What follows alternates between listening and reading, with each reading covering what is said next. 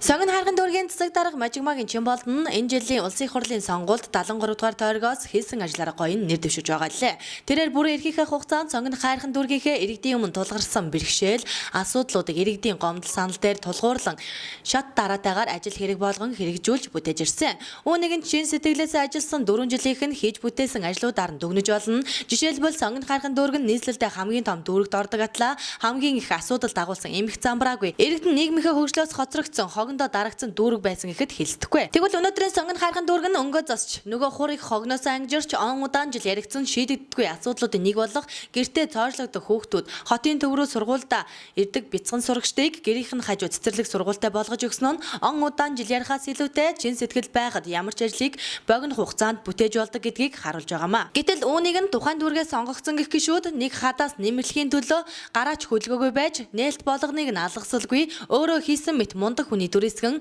улаан тууз хайчилж шоудах нь олонтой. Тиймээс улаан тууз хайчилдаг биш бодит бүтээн байгуулалтыг хийчээ тууцаа хайчилдаг гишүүнтэй болох цаг сонгон хайрхан дүүрэгт иржээ.